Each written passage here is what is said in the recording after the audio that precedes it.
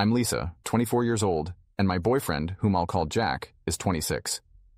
We've been together for 2 years and have been living together for the past year.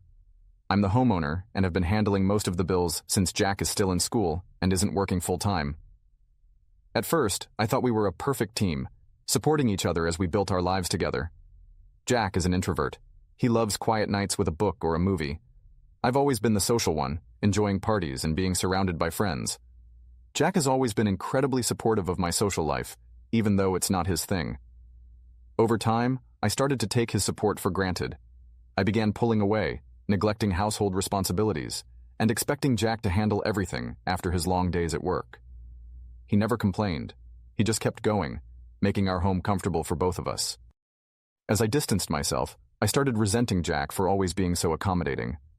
I wanted someone stronger, someone who could challenge me, not someone who gave in to my every whim. I began hanging out with friends more, having fun while Jack stayed home. Behind his back, I mocked him, making jokes about how he was too much of a pushover. My friends encouraged this behavior, telling me I deserved better, someone who could keep up with me. The more I pushed Jack away, the harder he tried to hold on. He'd surprise me with gifts, plan romantic dinners, and talk about our future, but I'd already checked out emotionally. I didn't want someone who idolized me. I craved passion and excitement. Our relationship turned into a painful cycle of Jack trying to please me and me pushing him further away. My friends, including Tina, who invited me out for girls' nights, became a significant influence. One Friday night, Tina took me out for what was supposed to be just dinner, but it turned into a night of bar hopping and dancing. Jack, ever the supportive husband, encouraged me to go out and even gave me extra money for expenses. That night, fueled by drinks, I openly mocked Jack in front of my friends, saying things like, "Jack does everything for me," and "he's too accommodating."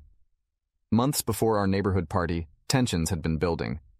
During another get-together, I continued to make derogatory jokes about Jack, which made him visibly uncomfortable.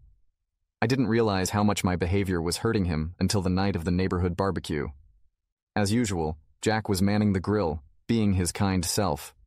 The conversation shifted to relationships, and I began bragging about how Jack catered to my every whim.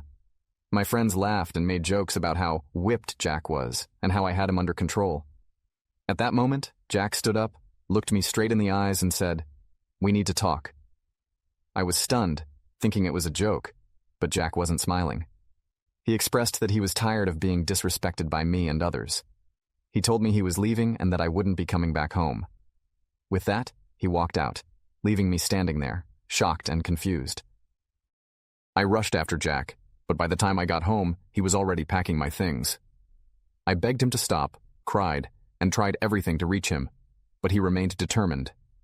He tossed my belongings out of the house and told me to leave.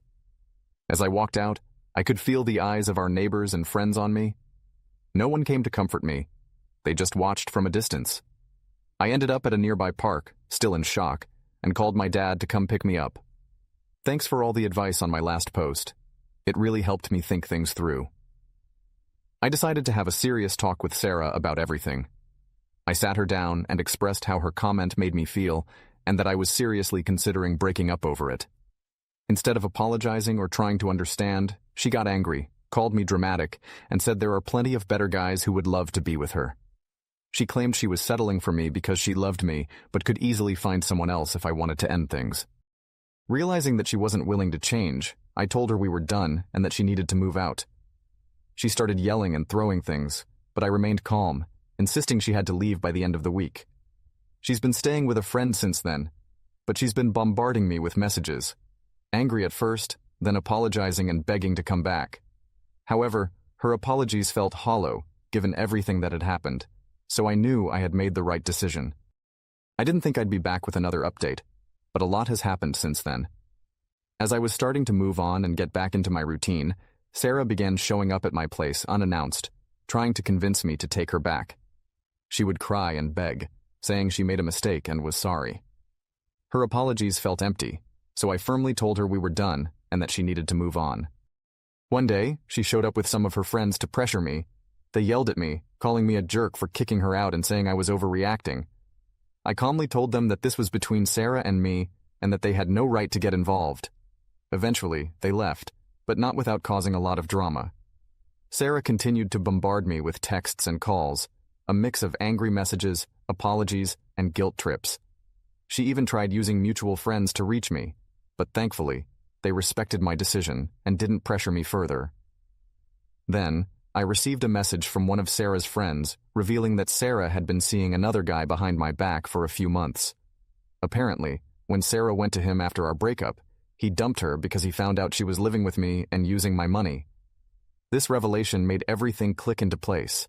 The late nights out, the weird behavior, the comments about being replaceable. I confronted Sarah about this, and at first, she denied it. But when I showed her the messages from her friend, she broke down and admitted it. She tried to justify her actions by saying she felt neglected and unloved because I was working so much to pay the bills. I couldn't believe what I was hearing. I told her this was the last straw and that I never wanted to see or hear from her again. I changed the locks on the house, blocked her on all social media, and told her to stay away. It's been a rough few weeks, but I feel a weight has been lifted off my shoulders. I'm finally free of all the drama and manipulation. A few days ago, I ran into one of our mutual friends who informed me that Sarah had been telling everyone we know a different version of our breakup. According to her, I was the controlling and jealous one, which is why she had to go out with her friends so much. She painted herself as the victim in all of this. It's frustrating, but I've decided not to let it get to me. People who know me and have been close to us know the truth. Besides, I've already spent too much time and energy on her and the drama she brought into my life. I'm moving on and focusing on the future. Thanks again, Reddit, for all the advice and support.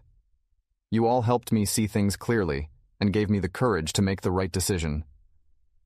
I'm looking forward to moving on and finding someone who truly values and respects me. Take care, everyone. Thank you all for watching and listening to my story.